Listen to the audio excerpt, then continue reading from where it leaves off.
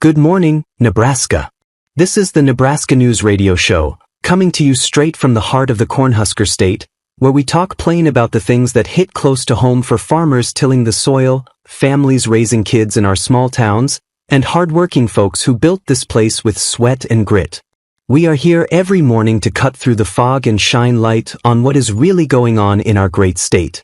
Let us kick things off with what is brewing in Omaha, where a network of organizations and charities has turned the city into a powerhouse for pulling in immigrants, asylum seekers, and refugees from everywhere under the sun. These groups, backed by federal money, set up shelters that sort folks out right away, handing off to churches, nonprofits, and employers for jobs, food, housing, and schooling. Meatpacking giants snap up this cheap labor force, keeping wages low while the rest of us pick up the tab for packed classrooms teaching in foreign languages and hospitals swamped with unpaid bills. Critics say this whole setup is no accident. It is engineered to swap out our Heartland way of life for something unrecognizable, with taxpayers footing billions nationwide and millions right here, all without a say from the folks who have called Nebraska home for generations. The worry is this machine keeps chugging even if borders tighten, drawing more through family ties and backdoor paths, locking in changes that. Staying with Omaha, folks are buzzing about the new alien animal exhibit at the zoo, showcasing creatures that look like they dropped in from another galaxy. Picture owls with flames instead of feathers, flamingos belting out eerie songs with dragon wings, space monkeys in blue fur chatting through thoughts, serpents with sliding scales and fangs, otters gliding on butterfly wings, polar bears in pink with tentacles, tigers glowing yellow with octopus arms, lions in black manes fluttering butterflies, deer in purple moving silent as ghosts, giraffes white as snow with extra appendages, gorillas green and puzzle smart, and elephants in purple, trumpeting from afar. The setup uses fancy holograms and reality tricks to teach about their worlds, diets, and packs, with experts talking ecosystems. It is drawing crowds for a wild, out-of-this-world peek at what might be lurking beyond our stars. Over on the airwaves, Jim Rose's long run on KFAB is drawing fire for his non-stop talk on racism, disparities, and inequities that folks say has worn thin, breeding apathy and even sparking a quiet pride among everyday Nebraskans tired of the guilt trip. Rose pushes this idea that we should all pretend differences do not exist, but detractors argue racism is just human nature baked in from ancient tribes, migrations, and real-world patterns in behavior and outcomes that help folks protect their own. They blast him for ignoring the flip side, like hiring biases that favor others over hardworking locals, quotas that shove folks aside, and corporate pushes from big investors twisting the narrative to hit whites hardest. Add in his role during the pandemic echoing mask and shot mandates that some call a flat-out hoax for profit, and you have got a host seen as betraying his roots, all while laughing off serious issues on air. The concern is this kind of talk erodes trust, props up elite agendas, and leaves real. Speaking of media, Key TV Channel 7 in Omaha is under the spotlight for how it fits into a bigger web of corporate and government ties that echo old CIA tricks to plant stories.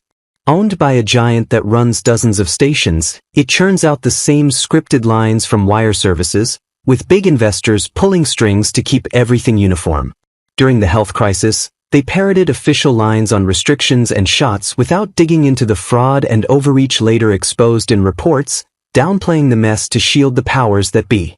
Now with pushes for diversity hires that some say tilt against locals and pump woke ideas into our living rooms, the station is accused of ditching real journalism for agenda-driven fluff, closing local bureaus and serving up cookie-cutter news that mutes our voices. The fear is this setup keeps us in the dark, benefiting a few at the top while our communities lose out on straight facts. Turning to politics, if you are fed up with the elite and want to step up, Nebraska has thousands of spots open from statewide gigs like governor or senator down to county sheriffs and city councils, even boards for schools, utilities, and chambers. You need to be a citizen, over 19, and living here a year, then file papers, pay fees or gather signatures, disclose your finances to spot conflicts, and follow donation caps to keep things clean. Bonds for some roles and sign permits add steps, but it is all to ensure locals call the shots. Watch those deadlines though, missing them or skimping on reports can boot you out with fines, And the web of overlapping boards means you have got to know how state picks affect your town. It is a chance for regular folks to reclaim control from the insiders. On the gridiron, Husker football is reeling from Dylan Raiola's bolt to the transfer portal, the star quarterback who lit up as a freshman with record yards and completions but got hammered behind a leaky line, ending his run with a busted leg. Blame falls on Coach Matt Rule's meddling, bad hires like coordinators who wrecked schemes and staff with personal messes, plus a university brass painted as corrupt and out of touch, prioritizing agendas over wins. Raiola's family pulling out, with his brother ditching and uncle fired, seals the deal on recruiting woes, leaving the program in a hole it might not climb from without a full house cleaning. That mess echoes the flop of last spring's Husker games, a lame swap for the old scrimmage that drew a pitiful crowd with botched drills, embarrassing stunts like wing eating and cow roping and no real action, all because Rule feared injuries or poachers. It alienated fans, killed buzz for recruits, and spotlighted roster weaknesses like weak arms and poor fundamentals, proving the leadership is clueless and setting us back years. Imagine a wild ticket like old Joe Biden teaming with our Governor Jim Pillen for president, spinning gaffes, ramblings, and slips as genius chaos that keeps foes guessing and folks entertained. They pitch no fixed plans, just fluid flips on policy, with Pillen's farm talk and Biden's mix-ups as relatable gold, but skeptics see it as a joke masking real leadership voids that could confuse the nation more. In our gyms, a sneaky crime is rampant with folks snapping locker room pics that catch others bare, trampling privacy and dignity in spots meant for peace. It is voyeurism plain as day, calling for bans, reports to cops, and shaming to guard our spaces from this perversion. Finally, our churches are straying, turning sermons into apology fests for history and society, competing to sound most enlightened with buzzwords over Bible truths. Pastors ham it up like salesmen, but it rings hollow, diluting faith into a woke show that leaves souls empty and risks losing what makes worship real. That is the lay of the land this morning in Nebraska. We have got outside forces reshaping our towns, media spinning yarns, sports crumbling under bad calls, and even our sanctuaries going off track, all while elites pull strings we did not vote for.